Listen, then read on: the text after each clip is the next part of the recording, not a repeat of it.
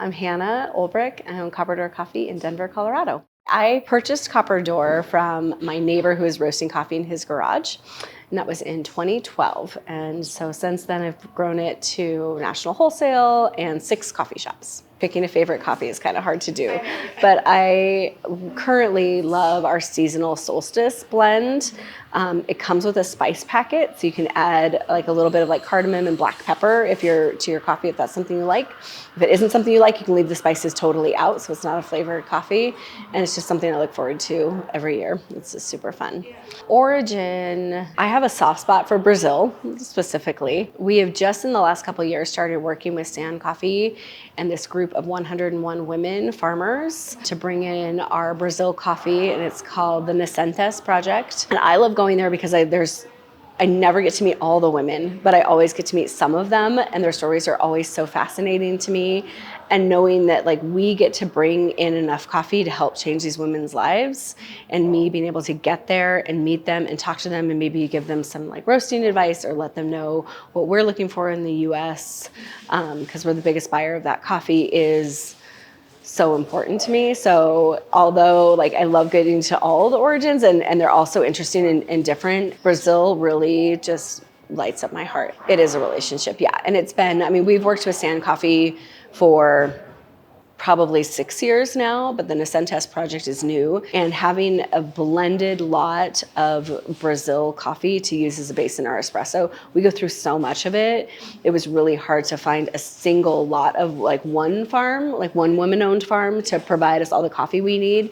So the fact that there are 100 women plus, you know, I think there's more joining every year that not only work together to create a coffee that is so accessible to so many people, but that one that we can buy a container of every year is really, really important. And knowing that it's also like going to support all of these women and learning just kind of like why that's important to support women in that area is, you know, they all have different stories and different reasons that they need support.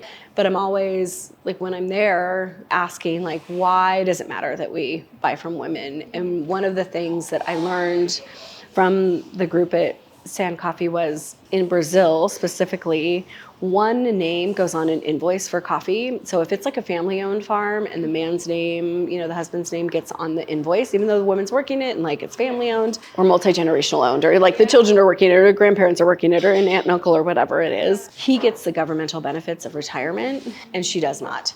So, and if he passes, she does not get those. They're not passed down kind of thing. So having her name on an invoice allows her to get those governmental benefits. You know, if a family owns 100 hectares and he puts his name on 50 hectares and she puts her name on 50 hectares, now she's getting benefits that she wouldn't have gotten 50-50. Not all farms are like that, but I was like, why does it matter if it's like a family-owned farm? Because like I know in our family, like there's one pot of money, right? Like he makes money, I make money, we all spend the money, right? Like it's one mortgage, it's one utility bill, it's, you know, one grocery bill. But so why does it matter if all the money's the same? But it does matter for the sake of their retirement and their aging, which, you know, we're all lucky enough to have. We're doing a film in conjunction with Denver Botanic Gardens, and Billy, the guy in charge of the film, was like, so explain roasting. And I was like, you want a 5-second clip or a 5-hour? Like, how long do you want? Do you want to keep talking? It's like, how can I condense this into like 20 seconds? I was like, I'm going to fumble over it. Like, and he's like, it's okay. You can explain the whole thing. And I'm like, no, I really can't. Yeah. So when I first started, we were just using matte black bags and a black and white logo, very simple, very of the aesthetic, right, of coffee in general. And I remember looking at our coffee on a shelf in a grocery store, a little local market, and everybody's coffees were black and white. I was like, oh, we got to do something different. So I worked with a bag designer, Matthew Allred, who's lovely. And he helped me kind of figure out what we wanted, but we wanted to do something that had more flow, a little bit of softer touch, a little bit of femininity, and we wanted to integrate copper. color into the design as well. So we went back and forth for months on trying to find the right colors and moving away from black and copper, because that was originally the first thought, and kind of settled here on these, more of like this mandala floral coffee bags. And since then we've used this aesthetic not only in our 12-ounce bags, but we've enlarged the mandalas to for our 5-pound bags, but really just kind of adding a bag that stands out. And then I really love like what Savor Brands has been able to do for it, because it's got texture to it. So it's not just a flat thing, but if you touch it, you can actually feel the different elements of the bag as well. I just think it kind of goes to the fact that like coffee is a multi-sensory thing, right? You roast with your ears and your eyes and nose. So I wanted the bags to also incorporate some multi-sensory elements to them. So we chose this specific bag because I wanted a flat bottom to it. So it wouldn't get stuck on any shelving. We have a lot of like markets that we go to that have wire shelving.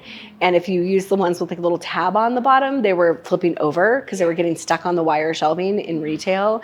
And they really just, as a growing business, wanted to grow our retail outside of what we do in our cafes. So looking at elements of where bags were placed on retail shelving, getting some research of that. Also talked to some of the merchandisers at Whole Foods, and they let us know that bags that are taller and thinner get placed on higher shelves and less at eye level. So we went with a bag that would be more in line with what was getting placed at eye level at grocery. Marketing is important, and if like for us, we really felt like a growth element for the business was in grocery. And so if you walk around grocery stores, you can see which bags get placed high, which bags get placed low, and who gets at eye level, and eye level is like the best place to be. And so we wanted to be there. So we've worked with several different bag companies over the years, because it's been, business has been around for almost 20 years. And really the communication and the kindness and the support we get from Savor Brands is the best. And we're loyal customers now. So yeah. Thank you. Yeah. I know I don't, but that's why you're here. But also, like, I really do. I love working with Savor. Like, everyone's always nice, which I don't get in everybody's always communicative. I feel like there's also like multiple people to go to. So if I don't get an answer, there's somebody else I know who will answer my question. Yeah. The amount of times I show up at work and there's like a box of chocolates from Paul on my desk and I did not know he was in town is pretty great. Seriously, like I'll come in and they'll be like something, Hawaiian based, or like macadamia nut cookies. And I'm like, Paul was here. And I do have his hoodie sitting on the back of my chair. Oh my God. So maybe he should actually come in and take a selfie with his hoodie, his selfie in front of my desk, because I'm almost never there when he stops in. He's a little ghost, little cookie candy dropping ghost. Yeah. That's so funny. Yeah. Yeah. Yeah, he has to tell me when he's coming so we can have a drink or something. But. Yeah, that'd be so fun. Oh my God. I know. He's hysterical. Yay. Yes. Well, thank you so much. Thank you. I'm sorry to